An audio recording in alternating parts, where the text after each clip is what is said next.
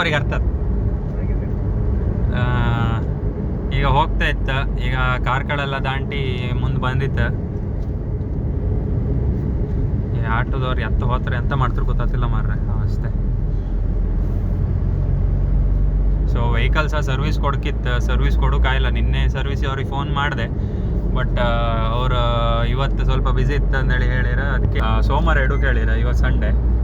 So ನಾಳೆ ಗಾಡಿ ಸರ್ವಿಸಿಗೆ ಇಡ್ಕ, service time ಸಹ ಆಯ್ತು.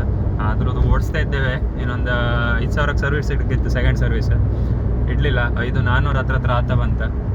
ಸೊ ಅದೇ ಅವ್ರ ಹತ್ರ ಹೇಳಿದೆ, ಇನ್ಫಾರ್ಮ್ ಮಾಡಿದೆ, ಕಾಂಬಡ್ಡಿಲ್ಲ ತಗೊಂಬಂದಿ ಅಂತ ಹೇಳಿರಿ. ಮಂಡೇ ತಪ್ಪು ಹೇಳಿರ ಅಂದರೆ ನಾಳೆ ಹೋಯ್ಕೆ. ಇವತ್ತು ಅದಕ್ಕೆ ಒಂದು ರೌಂಡ್ ಫ್ರೆಂಡ್ಸ್ ಜೊತೆ ಎಲ್ಲ ತಿರುಗೋಕಪ್ಪ ಅಂದೇಳಿ ಬಂದಿದೆ. ಸೊ ನೀವು ಕಾಣ್ತಾರ ಅಲ್ಲೊಂದು ಬೆಟ್ಟ ಗಿಟ್ಟೆಲ್ಲ ಶುರು ಆಗ್ತೀನಿ ನಿಧಾನ. ಈಗ ಹೋಗ್ದ ಕುದುರೆಮುಖ ಅಪ್ಕೋಯಿ. ಕುದುರೆಮುಖದಲ್ಲಿ ಟೈಮಿಂಗ್ ಇರುತ್ತೆ. ನಾವು ಕುದುರೆಮುಖದಲ್ಲಿ ಯಾರಿಗೆ ಬೈತ್ಯಾ? ಅವ ಇನ್ನು ಅಲ್ಲಿದ್ದ ಮಾರೆ. ಕುದುರೆಮುಖದಲ್ಲಿ ಟೈಮಿಂಗ್ಸ್ ಇರುತ್ತೆ. ನಾವು ಅಲ್ಲಿ ಜಾಸ್ತಿ ಹೊತ್ತೆಲ್ಲ ನಿಲ್ಸೋಕೆಲ್ಲ ಆಪ್ಷನ್ಸ್ ಇದ್ದಿಲ್ಲ.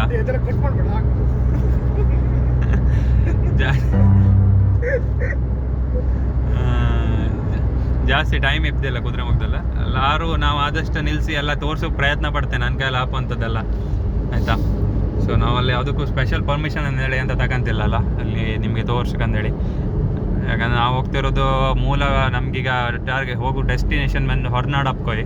ಹೊರನಾಡಿಗೆ ನಾವು ಆದಷ್ಟು ಬೇಗ ರೀಚ್ ಆಗಿ ವಾಪಸ್ ರಿಟರ್ನ್ ಸಹ ಬರಬೇಕು ಸರ್. ರಾತ್ರಿ ಒಳಗೆ ಮನೆ ಬಾರ್ಕಂದೇಳಿ ಇತ್ತು. ಹಾಂ, ಮನೆಗೆ ಇಲ್ದಿರ ಹಳಿ ಮೆಟ್ಟು ಹಿಡ್ಕೊಂಡು ನಮ್ಮನ್ನ ಪೂಜೆ ಮಾಡೋ ಕಾಯ್ತಾ ಇರ್ಕಂದ್ರೆ ಲೇಟಾರೆ. ಮನೆಗೆ ಹೇಳಲೂ ಇಲ್ಲ ನಾನು ಹೊರನಾಡಿ ಬರ್ತಿದ್ದೆ ಅಂದೇಳಿ. ಹಾಗೆ ಸೀದಾ ಎದ್ಕ ಕಾರ್ ತಕ ಬಂದೆ. ಅಮ್ಮನ ಹತ್ರ ಎಲ್ಲೂ ಓದ್ತಿದ್ದೆ ಅಂತ ಕೇಳಲೂ ಇಲ್ಲ, ಅವ್ರು ಕೇಳಲೂ ಇಲ್ಲ, ನಾ ಹೇಳಲೂ ಇಲ್ಲ. ನಾವು ಹೇಳಿ ಬಪ್ಪ ಅಭ್ಯಾಸ ಅಂತೂ ಮೊದಲೇ ಇಲ್ಲ. ಹಾಂ, ಈಗ ಇನ್ನೆಲ್ಲರೂ ನಾ ಮನೆ ಹೊರ ಮೇಲೆ ಎಲ್ಲೋ ಇದ್ದೆ ಅಂತ ಕೇಂಡ್ರೆ ಒಟ್ಟತಿ ಗೊತ್ತಾಗಿ ಬಿಟ್ರೆ ಮನೆಗೆ ನಾವು ಹೊರನಾಡು ಬಂದಿದ್ದೆ ಅಂದೇಳಿ. ಇಲ್ದಿರ ಮನೆಗೆ ಗೊತ್ತಾತಿಲ್ಲ ಎಂತಕ್ಕೆ ಲೇಟ್ ಏನು ಅಂದೇಳಿ ಬೊಯ್ಯೋ ಶುರು ಮಾಡ್ತಾರೆ. ಬತ್ತೆ ಮನೆ ಬತ್ತಿ ಅಲ್ಲಿ ಅಂದೇಳಿ ರಾತ್ರಿ 8-9 ಗಂಟೆಗೆ ಒಂದು ಫೋನ್ ಬತ್ತಷ್ಟೇ.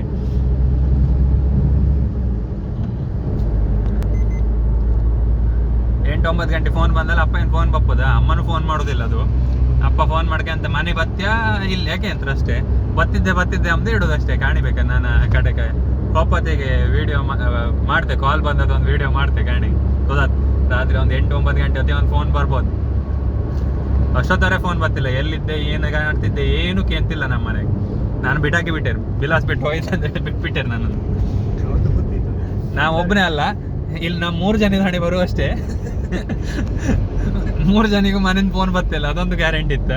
ಒಬ್ಬಂಗಂತೂ ನಾ ಈಗ ಅವ್ನ ಮನೆ ಹತ್ರ ಹೋಯ್ಕ 5 ನಿಮಿಷ ಇಲ್ಲಿ ಅವರಪ್ಪ ಬಾ ಅಂದೇಳಿ ಕರ್ಕ ಬಂದಿದ್ದು ಕೂತಿದ. ಇವನಿಗೂ ಹಂಗೆ, ಇವನ ಹತ್ರ ಇವನಿಗೆ ಎಲ್ಲ ಅಂದೇಳಿ ಹೇಳ ತಿರ್ಗುಗೊಬ್ಬ ಬಾ ಅಂದೇಳಿ ಹೇಳಿ ಕರೆದೆ. ಇವ್ ಬಂದ, ನಾನು ಜೈ ಅಂತ ಒಂದು ಮನೆ ಹತ್ರ ಹೋಗಿ ಕರ್ಕ ಬಂದ. 3 ಜನಿದು ಹಂಗೆ ಸಡನ್ ಪ್ಲಾನ್ ಅದ. ಬತ್ತೆ ಕೇಳೋದು ಹೊರಟದ್ದೆ ಅಷ್ಟೇ. ಮತ್ತೆ ನಾವು ಪ್ಲಾನ್ ಮಾಡೋದೇ ಅಂತ ಇಲ್ಲ ಹಂಗೆ. ಈಗ ಒಟ್ಟು ಹೋಗ್ತಾ ಇತ್ತು ಅಲ್ಲಿಗೆ. ವಾಪತ್ತಿ ಎಷ್ಟೊತ್ತು ಹತ್ತಂದೇಳಿ ಗೊತ್ತಿಲ್ಲ, ವಾಪಸ್ ಬಪ್ಪದು ಎಷ್ಟೊತ್ತು ಹತ್ತಂದು ಗೊತ್ತಿಲ್ಲ, ಎಂತ ಇಲ್ಲ.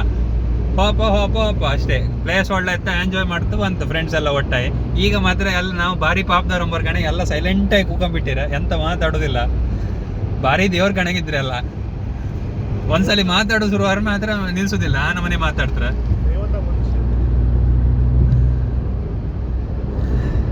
ಕಾರಣಕ್ಕೆ ನಾ ಈಗ ಕಾರ್ ಡ್ರೈವ್ ಮಾಡಕ್ಕೆ ಮತ್ತೆ ಸಿಗ್ತೇನೆ ನಿಮಗೆ. ಅಲ್ಲೆಲ್ಲರೂ ನಿಲ್ಸ್ದಲ್ಲಿ ಬ್ಲಾಗ್ ಮಾಡ್ತೆ, ಕಂಟಿನ್ಯೂ ಮಾಡ್ತೆ. Okay, thank you.